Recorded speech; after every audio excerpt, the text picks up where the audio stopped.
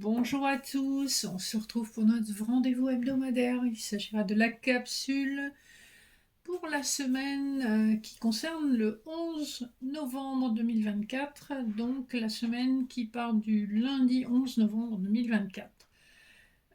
Comme d'habitude, c'est une guidance générale, intemporelle, donc qui est valable à partir du moment où vous tombez sur la vidéo et qui va normalement parler au collectif. Si les messages ne vous parlent pas, eh bien, passez simplement la vidéo, c'est que peut-être il n'y a rien pour vous. Et s'il n'y a que certains messages qui vous parlent, ben peut-être c'est ce que vous deviez entendre. En tout cas, prenez de la hauteur, faites preuve de bon discernement par rapport aux informations, aux messages que vous recevez éventuellement. Donc, on va commencer avec des couplets, avec le Béline de Gabriel Sanchez. Cette semaine, je l'ai associé au tarot doré pour changer un petit peu.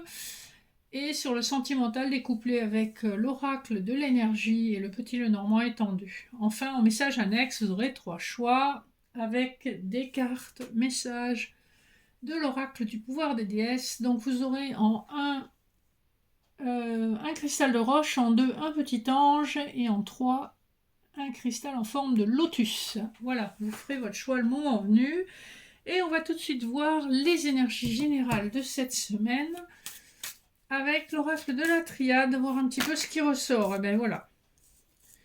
On a la fin d'une période vraiment compliquée, hein, puisque le nadir, c'est vraiment par définition la carte de la dépression, de la nuit noire de l'âme. Pour un homme, on voit que c'est la fin d'une période vraiment compliquée, où il était en combat avec lui-même, probablement aussi aux prises avec des énergies très noires autour de lui. Je pense que c'est des énergies karmiques, puisqu'on a derrière l'adversaire, on a l'éternité. Donc c'est probablement un karma qu'il est en train d'épurer, et on voit que ça n'a pas été facile pour lui. Donc ça vous concerne si vous êtes une énergie masculine, ou ça concerne le masculin face à vous si vous êtes une énergie féminine. Peu importe, moi j'entre pas dans le détail des polarités. Écoutez, chacun fait ce qu'il veut de sa vie, mais voilà, les polarités sont masculines et féminines en l'occurrence. Alors ensuite, pour les doublés généraux, on va regarder d'abord le dos de deck du Béline. J'ai bien mélangé les jeux, ne vous inquiétez pas avant de avant de filmer.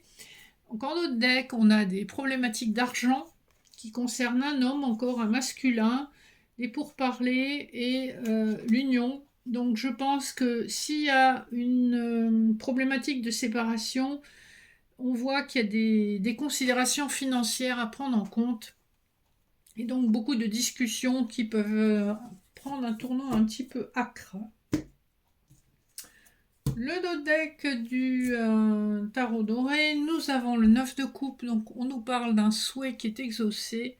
Le 4 de denier, il y a de nouveau cet aspect matériel qui ressort, l'as de denier et l'étoile. Il est question ici d'un nouveau projet qui a un impact dans le monde de la 3D, dans la 3D, dans cette dimension matérielle. Il est question de conserver ses acquis, de faire attention à ses acquis, et on nous parle d'un souhait qui est tout de même exaucé. Donc c'est plutôt de bon augure. En cas de séparation, vous ou la personne face à vous va vraiment tout faire pour garder ses billes, et effectivement, ça va être possible manifestement. Premier couplet, on nous parle de la clé de la destinée et du 2 de bâton. Donc vous êtes à la croisée des chemins et on voit que manifestement vous allez trouver une solution qui vous convient. On ne sait pas vers quelle direction on va véritablement, mais on fait confiance à son destin, et manifestement vous avez raison de suivre votre intuition, puisque de toute façon vous avez une solution qui se présente à vous, quoi qu'il advienne. Deuxième couplet, on nous parle du feu et du valet de bâton. Alors il est question dans d'une activité qui est assez intéressante, qui vous passionne, qui est motivante. Et si c'est une relation, si on est dans du relationnel, eh bien on nous parle de passion, effectivement. Attention au côté éphémère du côté passionné. Donc on voit qu'en tout cas, il y a un éveil, il y a un intérêt, soit pour une activité, soit pour une personne. Le troisième couplet, héritage et les amoureux. Ici, clairement, on nous parle d'un retour ou d'une rencontre avec une personne que vous avez connue dans le passé. Alors ça peut être un passé dans cette vie-ci, comme il est tout à fait possible, vu les cartes qu'on a eues en dos de deck de la triade, il est tout à fait possible que ce soit une personne que vous ne connaissez pas dans cette vie, mais avec qui vous avez partagé une vie dans une vie antérieure, puisqu'avec l'héritage, vous voyez, on a ce crâne qui nous parle effectivement d'un autre temps. Donc ça peut être l'un ou l'autre, comme ça peut être les deux. Vous avez pu vous connaître dans une vie passée et dans cette vie-ci, ou uniquement dans cette vie-ci, ou uniquement dans une vie passée. Donc vous voyez comment ça résonne à travers vous. Et les amoureux nous parlent aussi non seulement de la rencontre amoureuse, mais aussi d'un choix à faire. Donc là, on est dans le général. Donc si c'est professionnel, un choix à faire par rapport à une activité qui vous passionne, hein, comme je vous l'ai dit tout à l'heure. Si c'est du relationnel, et bien manifestement, vous aurez probablement un choix à faire entre le retour ou non de cette personne du passé, et ça peut être aussi un choix entre deux personnes. Alors, on va attaquer le bois dur avec le sentimental. Donc, le dos de deck du petit Lenormand nous parle d'une lunaison, hein. Donc, on a dans ce jeu un timing avec cette carte-là. On nous parle d'un renard et on nous parle des blocages, le fait d'avoir été perdu dans sa propre possibilité d'épanouissement. On ne savait pas vraiment ce qu'on voulait, comment l'atteindre. Il y a une part de méfiance. Il y a aussi la possibilité que ce recontact, ou en tout cas cette rencontre, se fasse via le travail, puisqu'on a le renard, hein, qui peut aussi prendre la signification du travail. Vous voyez comment ça vous interpelle. L'oracle de l'énergie nous parle d'une opportunité vers un amour romantique après une période où on était en hostilité ouverte avec un masculin. Il y avait de l'incompréhension, puisqu'on a une femme qui était plutôt dans l'ouverture sentimentale et un masculin qui était plutôt dans une espèce de lutte des pouvoirs et une lutte des mots, une lutte d'ego. Là, on voit qu'on retrouve le chemin vers un amour beaucoup plus sentimental, et avec le 33, ça nous fait 3 plus 3, ça nous ramène à l'énergie de l'amoureux dans le tarot. Donc le choix, la rencontre amoureuse. Premier couplet. Alors, j'ai pas d'ongle, donc j'ai toujours du mal à récupérer les cartes. Voilà. Nous avons le fouet et l'abondance épanouissante, hein, blossoming abundance en anglais. 11 avec le numéro de la carte du petit Lenormand. Il y a quelque chose de karmique là-dedans. Il y a aussi énormément d'attraction, puisque le fouet, comme la force, puisque le 11 c'est la force dans le tarot de Marseille, c'est énormément de charisme, énormément de force, de caractère, énormément d'attraction. Dans le petit Lenormand, le fouet peut également, encore une fois, signer un retour d'ex de quelqu'un que vous avez déjà connu. Mais ça peut être aussi quelqu'un qui exerce une forte attraction sur vous. L'abondance qui s'épanouit, eh bien, tout simplement, ce retour amène une forme d'abondance avec lui, une forme de plénitude à tous les niveaux. On va voir si ça se confirme avec le prochain couplet. Nous avons la porte vers la guérison et le bonheur personnel. Et le cœur, non, mais mon Dieu, quel beau tirage. Alors, encore une fois, on a l'énergie des amoureux avec le cœur, plus... En plus, les chiffres nous rappellent les amoureux. 2 plus 4, ça fait 6. On est encore sur l'énergie des amoureux dans le tarot. Et là, 3 plus 4 dans l'oracle de l'énergie, ça nous fait 7, ça nous fait l'énergie du chariot. Et on est dans une énergie vraiment de conquérant, de réussite. Il y a vraiment quelque chose qui se passe cette semaine qui vous permet d'aller de l'avant. Et ça va aller en s'accélérant, j'ai vraiment cette impression. Et on conclut avec le soleil et le pont.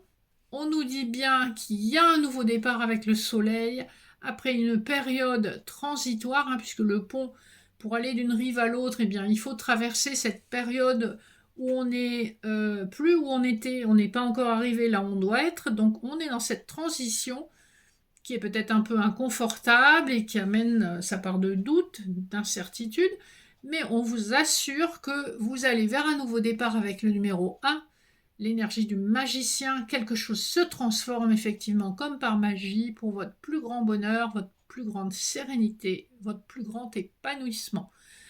On va conclure cette guidance sentimentale sur cette jolie carte qui vous promet vraiment tout le bonheur du monde. Magnifique. Je vous le souhaite à tous et toutes qui m'écoutez d'avoir vraiment cet épanouissement que vous attendez depuis longtemps, parce qu'on voit que c'est des énergies récurrentes depuis des semaines, voire des mois. Donc, il est temps que ça se débloque. Vous me direz en commentaire si ça vous parle. Alors, avant de conclure, on va donc regarder le message, les messages annexes de l'oracle du pouvoir des déesses. Donc, pour les personnes qui auront choisi le cristal de roche, nous avons l'inexpérience. Ce qu'on vous dit ici, c'est que, eh bien, c'est les épreuves, c'est les expériences de vie qui changent votre façon d'aborder les problèmes. C'est comme ça que vous apprenez, c'est comme ça que vous vous élevez. Même si vous vous trompez, en fait, il n'y a pas vraiment d'erreur puisque vous apprenez, vous grandissez, vous vous élevez. Il faut accepter qu'on ne peut pas avoir de l'expérience avant d'avoir commencé. Et c'est normal. Donc, vous voyez comment ça vous parle. Si vous avez choisi le cristal de roche, acceptez le fait qu'il faut un certain temps pour sortir de l'inexpérience. Les personnes qui ont choisi le petit ange. Alors, pour vous, c'est la carte de la sagesse divine avec Sophia. Sophia, en grec, ça veut dire sagesse. Sophie, c'est sagesse.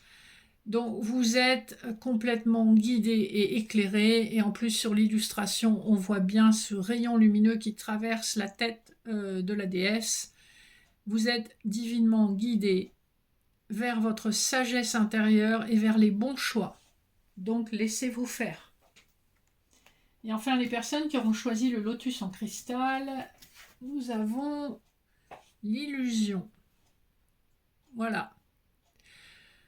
Ici, acceptez de sortir de la matrice, acceptez de voir au-delà de l'apparence.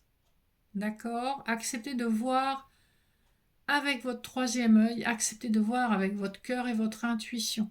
C'est comme ça que vous allez aller dans la bonne direction et que vous allez aller vers la victoire.